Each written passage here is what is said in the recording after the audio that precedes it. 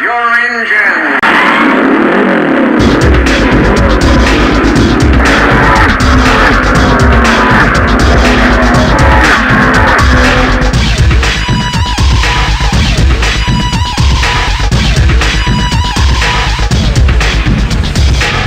Welcome back to the NAPA Speedway podcast, brought to you by McCurtain Sports and Entertainment. I'm your host, Andres T. Thanks for tuning in to the 5th episode of the NAPA Speedway podcast. I'm excited. The NAPA Speedway race season is underway, and dirt track, asphalt track, it's all a great time out there at the Speedway. I have two special guests here in studio, two drivers, to talk about some racing, and they're dirt drivers, Luigi A. Truden and Mario Truden. How you guys doing? Good. Yeah, you got your brothers? Yes. Oh, okay, you're supposed to say no. I don't know if you've seen Night at the Roxbury. Have you ever seen that movie? You're like, your brothers? No. Yes. Yeah, okay, I was just giving you a Well, it depends on the day, I guess. All right, so like I said before, you both are dirt drivers, correct? Yeah, it's dirt and asphalt. Dirt and asphalt. You guys do both. I actually Okay. started on the asphalt in 2005. Okay. Yeah. And I currently do both. I do dirt on 1 week and then asphalt on the next week. And whenever there's a race, whether it's asphalt or dirt, you jump on in? Yeah, well, most definitely. last year was the inaugural Ironman championship, and I won it by a pretty far margin. I mean, I completed almost 900 laps last year just between dirt and asphalt. So. All right. Now tell me, you guys, dirt and asphalt, I mean, do you have a preference, or which one do you like the best? Well, we all started off as in go-karts at Kaplan Speedway back when we were little. And we started off with dirt, then asphalt track came around. My dad started on the he went to the asphalt, and so we tried it out. Then in 2003, my brother jumped on the racetrack, and he got Rookie of the Year, and just started going on, and we started winning championships. My brother won it in 04. Then I started in 05. My dad asked me, he goes, well, hey, you're working on all the cars. Do you want to race? And I go, yeah, I want to race. So 2005 was my rookie year. We actually battled for the championship. Yeah, and the next year, in 2005, I jumped in my dad's car. My dad had some problems. He had some fractures in his shoulders from a wreck from way back in the day. So I jumped in his car, and I got Rookie of the Year, Most Improved Driver. Sweet. I did pretty good. He won the championship in 04. In 05, I think my grandfather won the championship. Okay.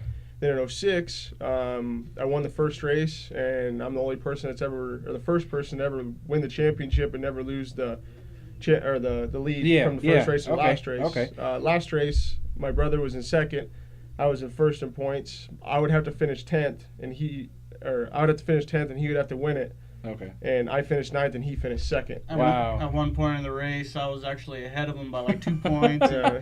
It was a nail-biting thing. It was It's a nail biter, yeah. Oh, yeah. Okay. Now, you mentioned, your family's involved. Your whole family's involved. Your dad's a racer. Oh, yeah. A racer. Stepdad, my mom won her championship. My sister, both of my sisters, all my brothers, my cousin. Okay. You name uncle. I mean, One big happy racing family. Oh, yeah. Oh, yeah. Well, except when you're getting in the track. I mean, do you ever get mad at each other, being your relatives? We always do. Oh, yeah. Yeah, We're only family. I mean, we're not Okay. We're not the Brady Bunch or anything like that. You know, we're our own deal. It's fun. It's all in fun. I mean, we help each other out, do whatever needs to be done. Or like the big class that's out at Sandia, the Factory 4 class. My mom and my stepdad are actually the ones that started the class. Okay. We came to them with idea for the class. They told me it would probably never work and stuff like that. They told me we had to have 13 cars in 2 months. So we went around and got a whole bunch of cars. My sister was stripping them. Me and my stepdad were building the roll cages, and my mom was painting. So everybody had their own little job to do for everything. It was like it was a little assembly line. Okay. Yeah. Now, I mean, was it kind of when you decided to race, or your parents decided to put you in racing? I mean, was it kind of like you wanted to do it growing up? Like, okay, I wanted to take after my parents. I want to take after my family. I want to kind of keep going. Or was it kind of like your parents, no, you're going to race because that's what we do? Well, it's all in fun. I mean, my dad raced, like Louis said before, and my brother actually raced go-karts and stuff like that. We're pretty much born into it. It started a long time ago. My full family's from New York. Okay. And my grandfather actually used to make our dirt midgets. Wow, okay. Yeah, different like one-off motors and stuff like that. So when he came here, he actually he built a down tube. Yeah, he designed a down tube car, which is like on sprint cars and stuff like that now. And like like famous Alan True Jr. or whoever, when they used to race at Triple T Kartway, my grandfather built him a go-kart and did a bunch of different stuff. But yeah, I mean, it's literally started from way back in the day. Then my dad raced. We did drag racing. I used to drag race at Vega. My dad he built all different like Camaros and one-off cars. And then my grandfather was actually he worked for GE. Okay. And he would literally he told me, he says, it's cheaper to make it than to buy it. He built a 39 Cadillac and he mixed a helicopter with it. Yeah, you'd actually press a helicopter. You'd actually press the door. You'd actually press the door handle, and the door handle would flip out, and you could open the door. Wow. And it'd swing the doors open, and so Louis kind of grabbing that fabrication from that's good. The family and kind of running with it type deal. So. Okay, all right. Now we'll come back to you guys in just a bit, but I wanted to talk to your guys' thoughts on the new NAPA Speedway, the transition from San Diego Motor Speedway into the NAPA Speedway. Talk about like your thoughts on it. I mean, do you think for the better? It's for the better. I think it's really good for the better. Yeah. I mean, NAPA's been. I mean, you see NAPA everywhere, NASCAR and NHRA. You see NAPA anywhere. I think it's a great thing for the city and stuff like that, even for the state. Mm-hmm. We started street stocks. Well, we did the stock car stuff. We ran for NAPA, stuff like that. It's a really good organization and good company and stuff like that. And especially Jim Guthrie taking it over. I mean, that man's literally started from inside of his dad's garage. And he started from his dad's garage to a bigger shop, and now we're in a shop that, I mean, you could put. It's huge. It's huge. I think it's like an acre and a half worth of building. And I mean, I work there, and he's flawless. I mean, the guy's one of those, you come with a problem, you better come with a solution. And he's on top of it. He fixes everything, and he does it right the first time. Yeah, I raced for him last year. I mean, I have a lot of respect for the guy. I mean, he's a major family man, really good businessman.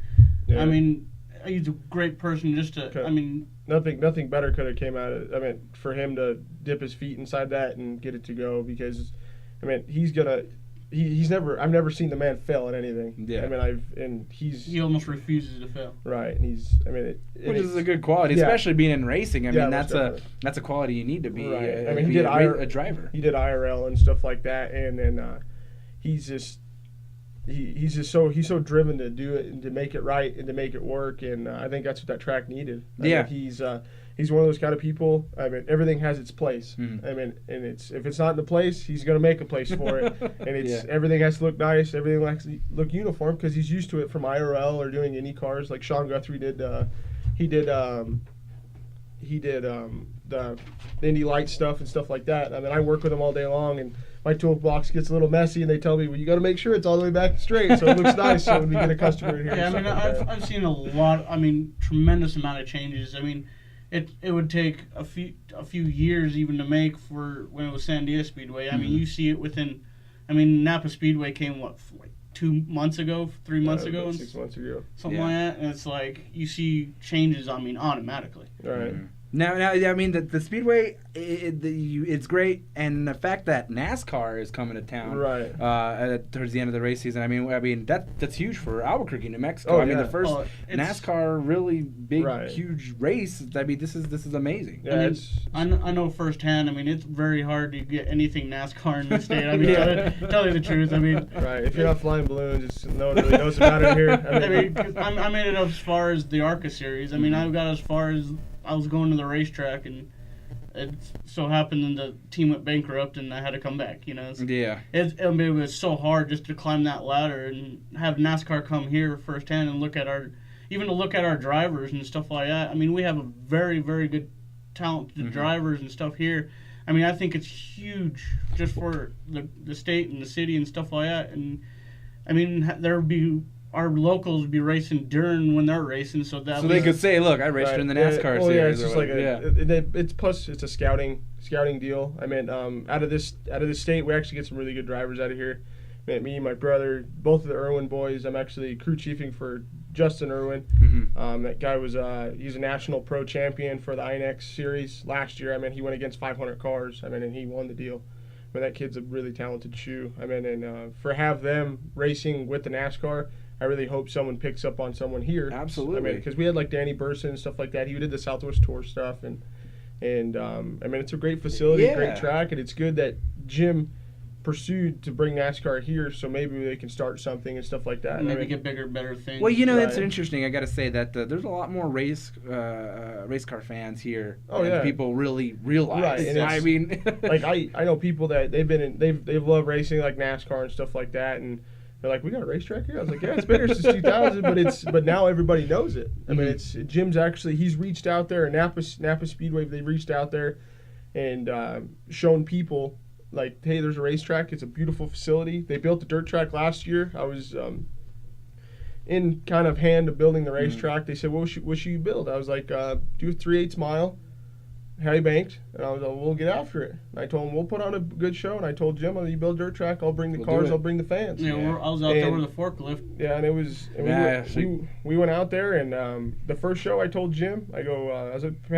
you're going to need more stands. And he's like, well, we'll see, because he didn't do a lot of dirt track stuff, and I go, you have to bring more stands. The first night, everybody was standing there bringing their own chairs. It was packed. I mean, it was a huge show. Well, dirt's fun to watch. Oh, I mean, because of I guess the fact that dirt, you're out there, you've seen the drivers sliding all over the place, and you're like, okay, is one gonna wreck? It's basically you're trying to you're almost trying to control something that's out of control. It's like the whole dirt thing is, and it's weird because I brought a really good friend of mine, Jim Costa. Okay. He owns Yearwood's. And, he's a big drag car guy. He don't do over it. He goes down a straight line in a huge 3,000 horsepower 57 Chevy. And I told him, hey, come watch me race, because he helps me out a little bit with my race car. And I was sitting in fourth, and I'm trying to get to the front because I'm one of the front runners, and you have to get around some people. And there's these two cars right in front of me, kind of shifting around, and I seen a hole between the car on top and the wall. I shot the hole, and I barely nipped. I thought I barely nipped the wall, and I came in, and I ended up getting second, right behind my brother-in-law, and he came back in. He goes, well, it's really dirty out here, really good show. And he's all, but you put that car through that hole and you made it. And I go, yeah. And he goes, no, you don't understand, Louis. You hit the wall so hard you shift the stands. And I go, but I got the spot. And he goes, that's dedication. Well, I mean, does it get kind of scary out there sometimes when you're like coming at the bank and you're not stopping or you're not turning and you just keep going? Well, you'll hear like in dirt racing, you'll hear the phrase hammer down. Hammer down means when it's tacky, I don't let off. I literally don't let off. I usually come in the throttle and I blip the throttle a little bit to get the car to transfer in the corner, and I don't let off. That's why me and my brother-in-law, he raced down in Cruces a lot, and people down there, there's a lot of talent, and there's a lot of good talent around here, so we're used to hammer down. I mean, you're on the throttle, and some people that they can't get that. I mean, if you brake, is that like the thing you don't want to do because you kind of slide? You have to because you have to set the car or something. Yeah, and it's different from like my car's it's modified, and he has a stock car. I mean, they're similar, but modified, it lifts up, the wheel it goes underneath your seat. Totally different animal. And it's different. You like touch the brake to get the car to go in the corner and stuff like that, just very little. But most of the time when it's tacky, I mean, I don't let off. You can't. I mean, because I have a guy that's running with me. I got a couple of guys. Todd Budlong, he's a really good competitor. Todd. We had him on the show. Yeah. Clint Miller. I mean, all those guys. I mean, you lift. And you can. They're there. You can get right there. It's unbelievable. Now, when you're racing, I mean, how much of it is a mental game? I mean, are you like constantly analyzing the track? I mean, you have to. Especially a track that small like at NAPA, you're going so fast. It's so small. Okay. Right. I mean, you don't have time to hiccup. You barely have time to blink. Right. Okay. And we're flying, and when you're door to door, and you don't want to slam into somebody. I mean, you want the position, but you have to be a gentleman about it. I mean, if the guys try to block you, I'm like, sorry, I got to check you real quick. You know what I mean? But we're real competitive. We don't try to tear stuff up. But of course, dirt. I mean, you're sliding around and stuff like that. It's dirt, yeah. It's flying everywhere. Even on any kind of racing, you're gonna hit. But it's so competitive on the dirt side, and even on the asphalt. But dirt, you have 3 to 5 cars that are just so close to each other, and we don't have any brake lights. So if you don't know, you're not paying attention. Right. You're gonna bam right into them. You get like the whole mind game thing. I mean, when you get a yellow, you pull up right next to the guy, you try to intimidate him and stuff like that. Do you ever talk smack or flip him a finger every now and then? I don't know. I've told my brother-in-law he's number one a couple of times, but and it's frowned upon. We don't want to do that. Yeah, we're just all actors. We're all professional. Okay, I mean, we're all actors. We try to keep it professional and stuff like that.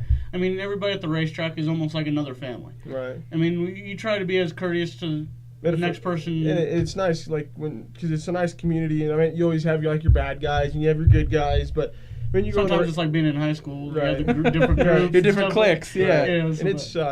And it's nice because at NAPA Speedway, I mean, they have the dirt track. Obviously, they didn't have a whole lot of money to build it, and but what they have there is, I mean, it's a nice facility. And I mean, it's done. They've done a lot to it since NAPA, the name took over, and they've done a lot to it.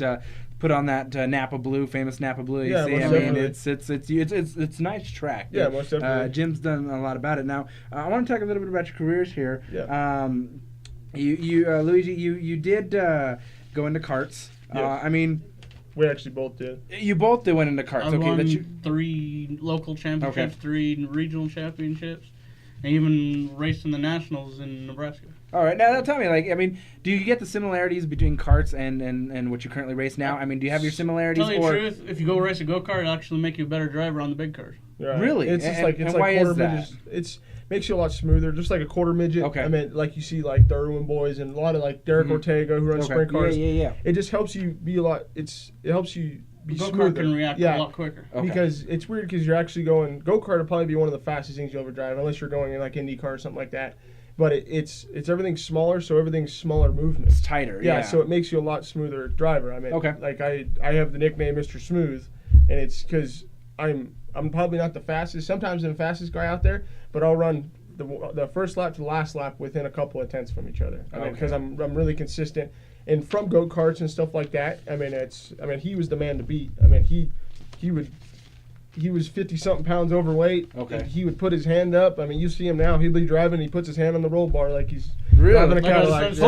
Sunday cruise type deal. I've driven everything from a go-kart to a stock car to a school bus. I've driven modifieds. I've driven pretty much anything but a sprint car. Yeah, and I've been trying to get into that. Now you guys are always going against each other all the time, right? Now we're brothers. Who's the better driver? I had to ask you that. You're like, yeah, I know he's gonna ask that question, but this show is only so long, but it all depends on. I mean, Louis is a very, very good dirt driver. I'm a very good asphalt driver. I mean, we have our good days, like everybody else. We have our good days and bad days. We go together.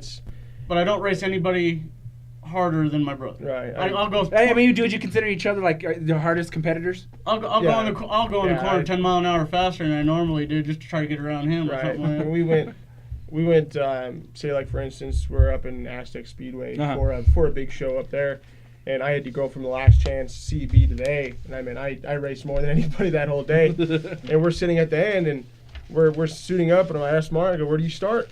He says, I start 24th. I go, he asked me, where do you start? I go start 23rd. I go, I'll meet you in the front. And we started clicking them all. So the deal was in Aztec, Louis already transferred into the A main, and I couldn't let him have all the glory in the A main, so I had to go into what's called a lucky dog. And he is the luckiest man in the world. They have 4 lucky dogs, and I was in 3 of them.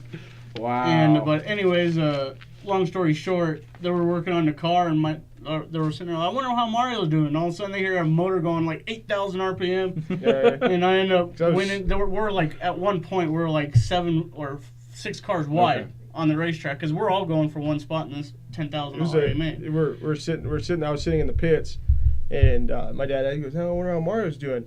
And over there they call him red flag, and I'm like, oh God, what did Mario do? What did he do? And I see a car on the hook, and I go, what happened? He goes, a car flipped. And I go, a car flipped?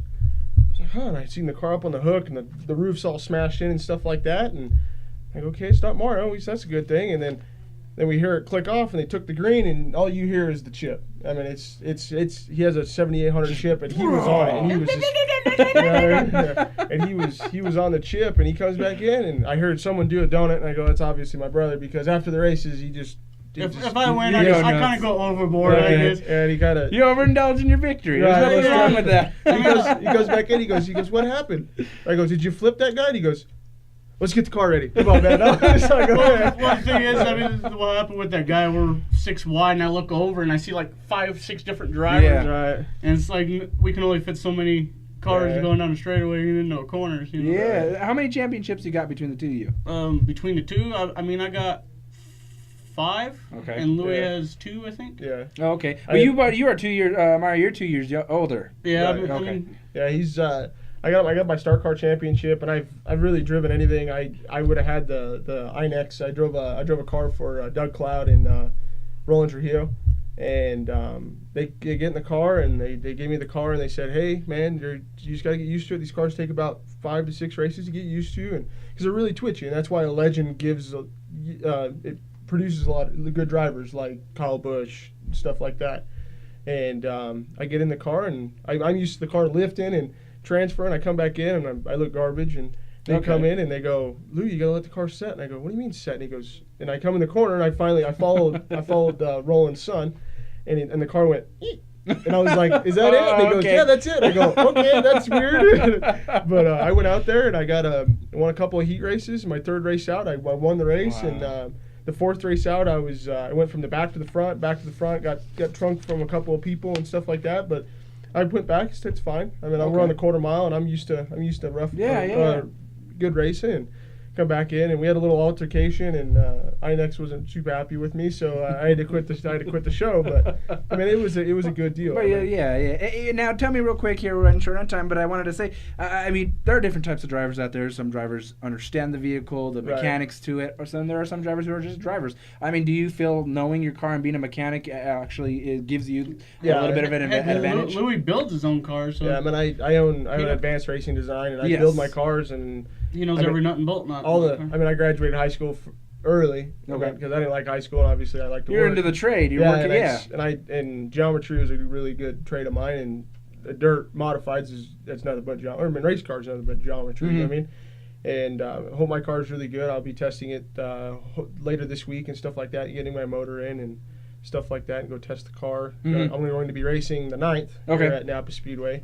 And see what I can do. Are you going to be racing the 9th as well, Mario? Yes, he will. Okay, competing against each other? No, he'll be in the stock car division. Okay. I'll be in the A-Mod, Extreme Mod, I don't know what they call them now, but I'm in the full-blown, I mean, my car, if you'd have to buy my car with my motor and tranny, it'd probably be $28,000. Wow. I mean, his car, you can roll it out. $3,500. Yeah, $3,500. I mean, I have more of my motor than he has in his own car. I mean, I have a 388.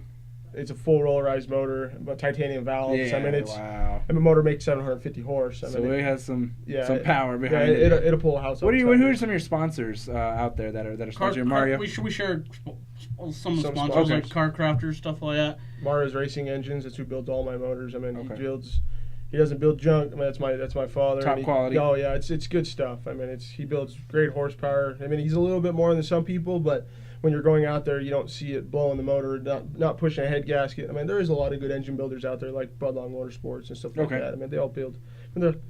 We all work together though. Everybody works together in the racing. I don't have a lot of sponsors, but Action Alignment we share and stuff like that. They've been sponsoring cars in Albuquerque since. Yeah, Danny Romero. I mean, he's a great guy. I mean, if you ever need an exhaust or anything like that, I mean, that's the man to go to. He'll work with you. He's been around racing forever. I mean, he's used to race late models with his driver Pat, and Jared Finelli drove for him and stuff like that. He's always into racing. I mean, one of my big sponsors is ARD, Car Crafters, Yearwood Speed Shop, Jim Costa. Actually, I got my lists. I don't want to forget a couple. gotta cover them, man. Randy Irwin at Irwin Racing, Champion Oil, Duke City Dent, Richland's Home Decor. Let's see, Budlong Motorsports, Action Alignment, Express Cash and Pawn, Albuquerque Pawn, Jay Johnston. I'm actually crew chiefing his son, Jacob Johnson, in the mini sprint class. I mean, that kid's he come from RC cars. I raced RC cars for a long time, and people don't understand. I mean, when you race RC cars, it gives you good hand-eye coordination. And that kid literally went from racing RC cars to racing a decent-sized modified midget. Wow. I mean, it's a 600 crotch rocket motor and a little tiny car. But it still has some. The car only weighs 725 pounds, and how much speed you can get. Oh yeah, I mean, we go to different racetracks and stuff like that, and that kid is unbelievable. Yeah, I tell him, I mean, if I told him to run the car backwards, he'll run the car backwards. I mean, if I tell him exactly what to do, I told him this is what the car's going to do, and this is what you need to do, and he goes, okay, and he goes in there and wheels it off. I mean, he's a heck of a shoe. We have also a couple more sponsors. Yes, Ray Vestas brakes and stuff like that, national sponsor. And I also have Wix filters and stuff that help us out and. Yeah, oil filters and stuff like that. And then I have Rio Rancho Imports. Okay. Just I mean, there's every little bit helps. Every little bit helps. Because I know racing can get kind of expensive. I mean, just mentioning your car is $28,000 up there. Even with a stock car, it gets insane. I mean, to be competitive, you have to have as good stuff as this guy or that guy or something like that. We literally have to run with the Joneses. I mean, it's you have to. That's all you got to. You got to build the best you can. It's fun. It's our life. We love it and stuff like that. I mean, it's a family deal. Yeah, I got a girl. My girlfriend races. Her name is Vanessa Robinson, and she races also.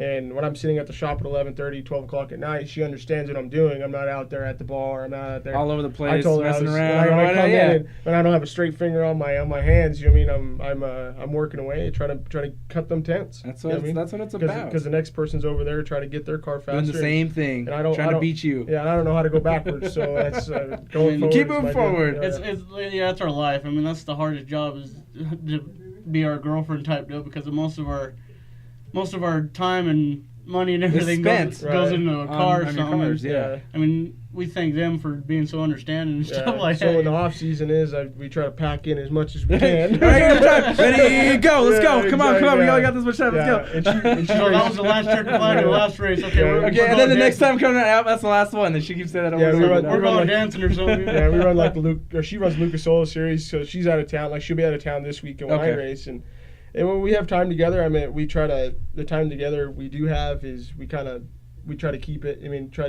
so every little minute we have, we try to keep together. Yes. So when she's not busy or I'm not busy, we can get together. A relationship. Yes, there you go. Be together. Now, we're running out of time here. So, but real quick, how can anybody get more info on you? Are you on Facebook, social media, websites, and? I got a Facebook page. Advanced Racing Design is my other one that I have. Luigi Truden. Okay.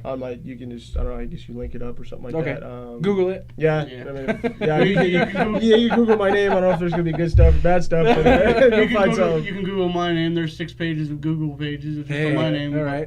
You can get a hold of me somehow and stuff like that. Right. Okay. And then you can go and always check you out. You're always at the racetrack. Oh yeah, I'm always. If I'm at the racetrack, like if I'm not racing, I'll ask the girlfriend, "Hey, you want to go to the racetrack?" She goes, "Yeah." She goes, "To watch?" And I go, "Yeah, to watch." And then I get a pit pass. You get in there. Someone's car. Then I'm doing this and I'm doing that. And then after the race, I go, "How was the race?" And she goes, "You were there." And I go, "Yeah, but I was doing this and I was doing that. I was doing this." Oh man. Yeah, but I have a 3-year-old daughter named Holly. It's actually spelled just like a carburetor. And that's how much we're in the racing we are. Wow. But, you got some high octane fuel in your blood, man. Oh, yeah. That's what it's about. So we're running out of time here, guys. What are your goals, real quick? What are your goals for this season, this race season? My race, just try to. I've already missed one race. They canceled the race last week because of the wind. The wind, horrible bad. Wind. And so this next race is going to be a double points race. And the last time they had a double points race, I covered the track by half a lap. Nice. I was on the wood, and it was. I'm going to try to grab the points championship this year. I got second last year, and I'll be going down to Cruces, so a bunch of different races. Okay, cool. But next year, I'm going to. I might step out of the car, or if I get some more sponsors and stuff like that. When I get my business going, I want to try to chase the USMTS Tour, which is like the NASCAR of racing. Okay. Yeah, I'm just gonna try to do the best I can. I have a lot of competition in the division I have and stuff like that. Real tight. It's real tight. I mean, we're racing both asphalt and dirt, so it's real tight. I won the first asphalt race, and then. And you use the same car for the asphalt and dirt. It's the same exact car. Gotcha. I mean, it's a new thing this year. I mean, hey, it's a new challenge. But, it's pretty fun. But I'm gonna try to win as much as I can, do as best I can. That's what everybody tries to do. That's all you gotta do. As best you can. That's what it's about. I'm gonna try to win at least another championship or 2, but.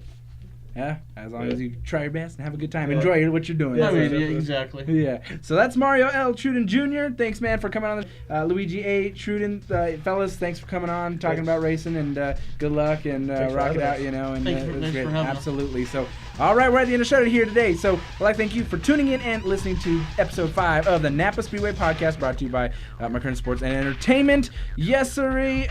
Check out NAPA Speedway. Get online, napaspeedway.com. Get your tickets there as well. Come out June 9th. That's when the dirt is happening. Yeah. So be lots of great racing and lots of fun, and it'll be a good time. Yeah, there you go. All right, I'm your host Andres T, and thanks for tuning in to the NAPA.